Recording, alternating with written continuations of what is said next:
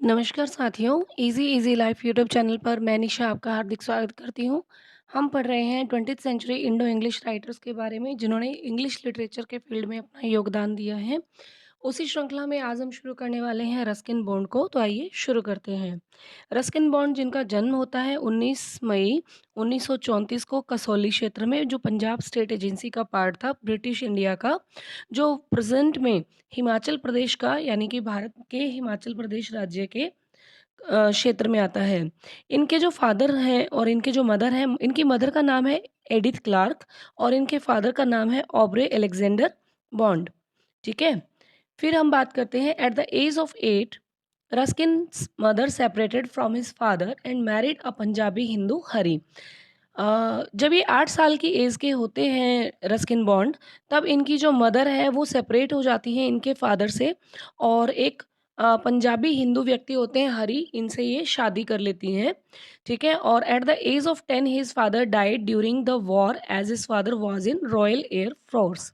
इनके जो फादर हैं अलेक्जेंडर ऑब्रे अलेक्जेंडर बॉन्ड, ये रॉयल एयर फोर्स में जॉब करते हैं और जब इनकी कलकत्ता में पोस्टिंग होती है ड्यूरिंग वॉर, इनके जो फादर हैं इनकी डेथ हो जाती है और उस टाइम पे रस्किन बॉन्ड की जो एज होती है वो 10 ईयर की होती है।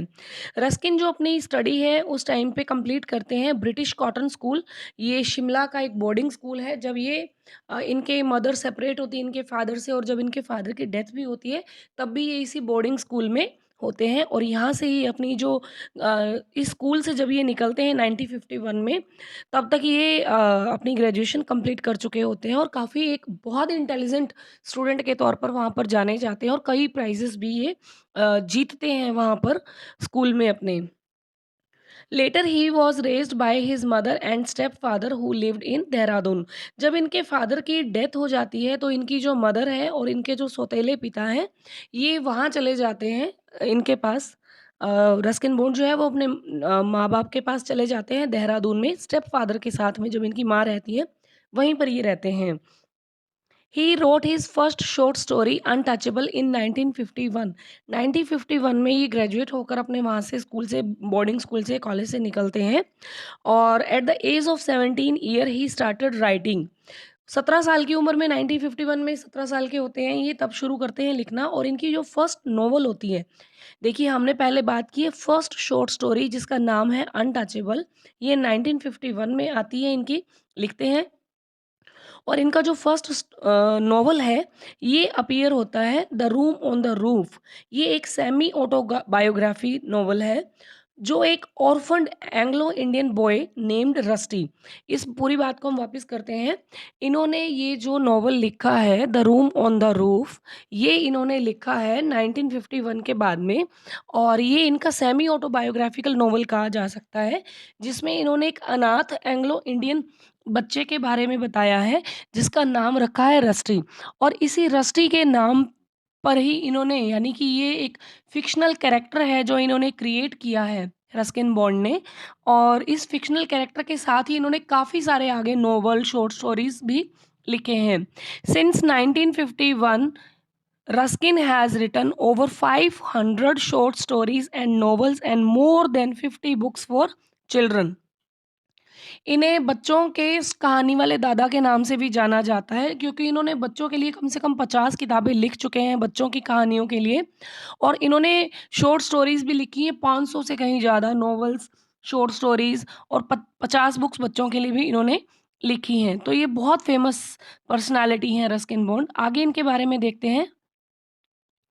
रस्किन बॉन्ड जो है वो खुद क्या करते हैं, इनको क्या पसंद है, देखिए ये रिचमल क्रॉम्पटन जो राइटर हैं और चार्ल्स हैमिल्टन, ये जो मॉडर्न राइटर्स हैं उनको ये काफ़ी पसंद करते हैं दोनों को। और अगर हम क्लासिकल लिटरेचर, क्लासिक वर्क जो इनका जो पहले राइटर्स का, नॉवेलिस्ट का रहा है, तो उसमें इनको चार्ल्स डिकेंस और मार्क ट्वेन काफ़ी ज़्यादा पसंद है। इनके क्रिएशंस को ये काफ़ी फ़ॉलो करते हैं, पढ़ते हैं।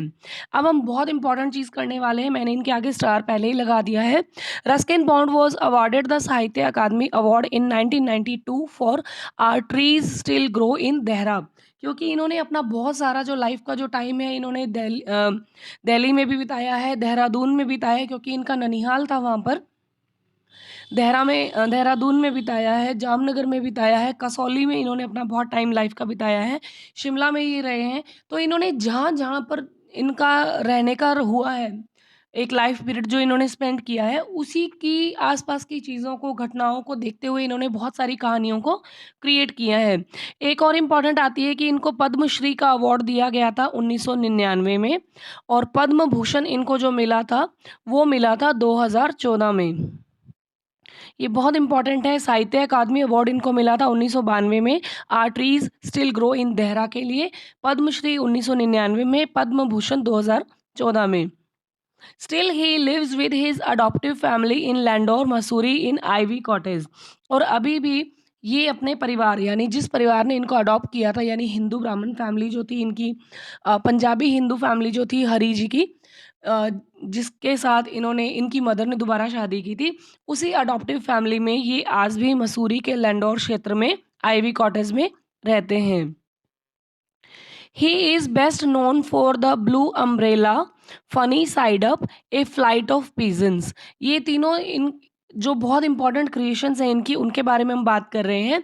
द ब्लू अम्ब्रेला एक कहानी है, नॉवल है, बहुत अच्छी स्टोरी इन्होंने क्रिएट की है ब्लू अम्ब्रेला में और ये एक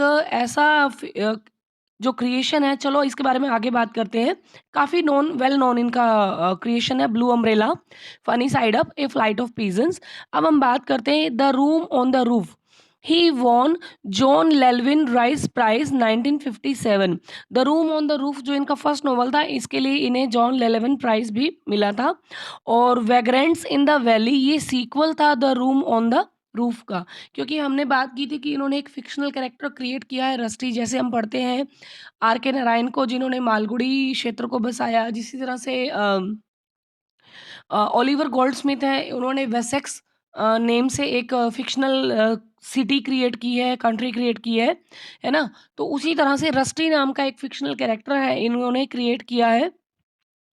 तो रूम ऑन द रूफ में रस्टी की कहानी है, उसी तरह से वैग्रेंट्स इन द वैली ये भी इसी का एक सीक्वल है, अगली श्रृंखला है इसकी।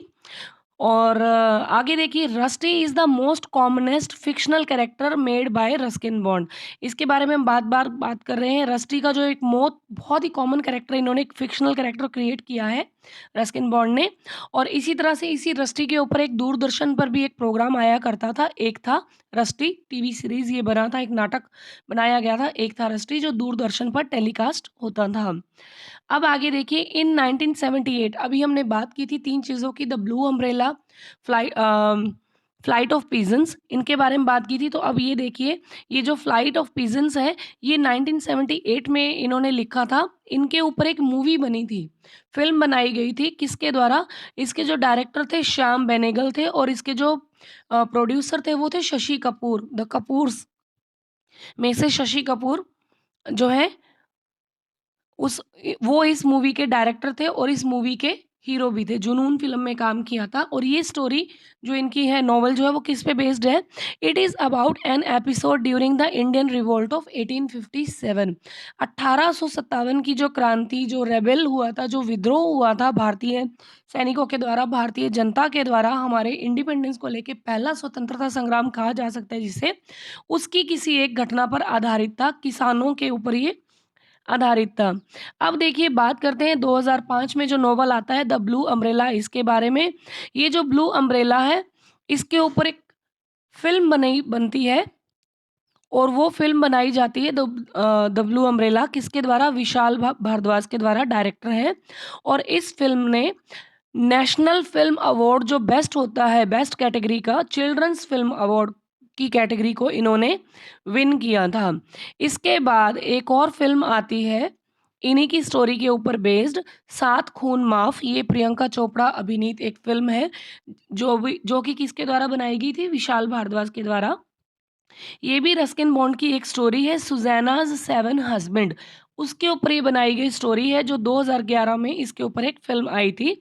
और एक और इम्पॉर्टेंट चीज़ है कि रस्किन बॉन्ड खुद इस मूवी में एक बिशप, पादरी की भूमिका निभाते हैं, प्रियंका चोपड़ा जो इस फ़िल्म में टाइटल रोल को प्ले करती हैं, ठीक है? प्रियंका चोपड़ा के 7 हस्बैंड्स को दिखाया जाता है जिसको वो एक-एक करके मार देती है।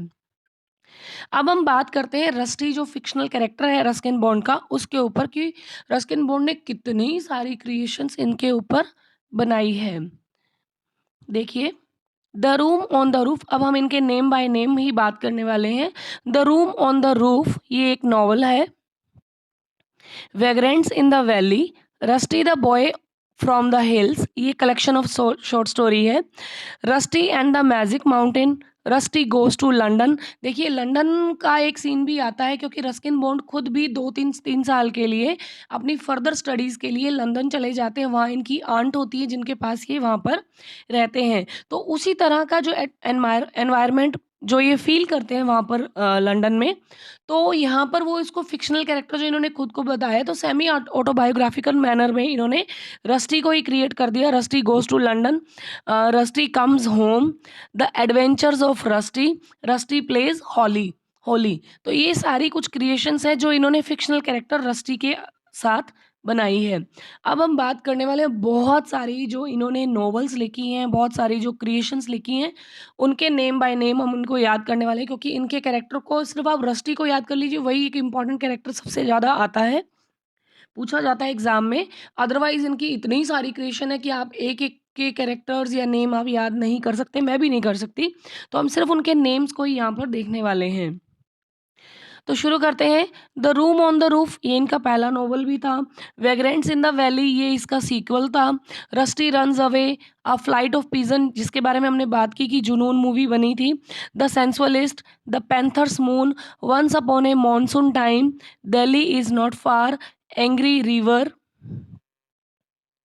Strangers in the night, strangers in the night, all roads lead to Ganga, tales of Fosterganj, Maharani, leopard on the mountain, grandfather's private zoo, the blue umbrella, too much trouble, when the tiger was king, cherry tree, the great train journey, children of India.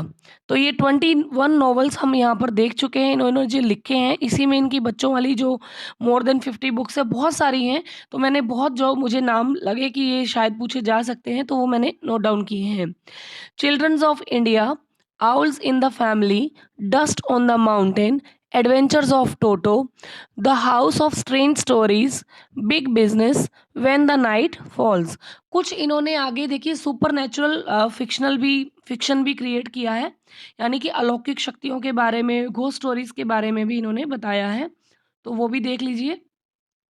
Ghost stories from the Raj, a season of ghost, a face in the dark and other hauntings, ये इनका कुछ fictional character जो creations है वो हैं। अब हम बात करते हैं चिल्ड्रंस के लिए जो इन्होंने फिक्शन लिखा है, ये कुछ नॉवेल्स में से रिपीट हो जाएगा। Miracle of happy bazaar, my very best stories for children, stories का कलेक्शन है। Animal stories, a face in the dark, Ranji's wonderful bat, getting Granny's glasses, looking for the rainbow, my years with the daddy. फिर है lawn for dancing, फिर है time stops at Shamli, the boy from hills, great stories for children, from the cradle of nature. जैसे ये दो कहानियाँ हैं, ये हमारे सिलेबस में जो बच्चों की कहानियाँ जो लगाई जाती हैं, एनसीईआरटी सिलेबस जो सीबीएसई फॉलो करता है 9, 10, 8th में, इनमें इनकी कहानियों को भी डाला गया है करिकुलम में। फिर है इन्होंने कुछ मेमोर्स लिखे हैं, तो वो मेमोर्स क्या हैं वो देख लीजिए। Landor Days, a writer's journal, scenes from a writer's life, with love from the hills, roads to Missouri, looking for the rainbow, till the clouds roll by, coming round the mountain, a song of India, all the road lead to Ganga, ये हमने memoir है, इसके बारे में हमने पहले भी नाम लिया है। अब हम बात करते हैं नॉन फिक्शनल इनके जो कुछ क्रिएशंस हैं उनके बारे में। It is a wonderful life, roads to happiness, a golf story celebrating 125 years of Bangalore Golf Club। और तीसरा इनका नॉन फिक्शन जो लिखा गया है इन्होंने, हैप्पी बर्थडे वर्ल्ड। तो इस तरह से रस्किन बॉन्ड जो है एक बहुत अच्छे लेखक हैं। इतनी एज में अबाउट 90 ईयर अबाउट इनकी एज हो चुकी है और बहुत क्रिएटिव है ये आज भी अपनी लाइफ में। और बहुत ज़्यादा टाइम ये स्टडीज़ पर स्पेंड करते हैं और बच्चों में आज भी ये बहुत फ़ेमस है। तो रस्किन बॉन्ड के बारे में इतना ही। आपको मैटर कैसा लगा? आपको आपके सिलेबस से रेलेवेंट अगर लगता है, तो आप इसको गो थ्रू कीजिए। सेकंड ग्रेड में इनसे बाहर चीज़ें कुछ भी नहीं आने वाली है, जो भी टॉपिक आपको यहाँ पर मैटर प्रोवाइड करवाया जा रहा है। तो अभी के लिए इतना ही। ईज़ी ईज़ी लाइफ चैनल को लाइक, शेयर और सब्सक्राइब करना ना भूलें। अपना फीडबैक कमेंट सेक्शन में हमें ज़रूर दें। अभी के लिए इतना ही। धन्यवाद।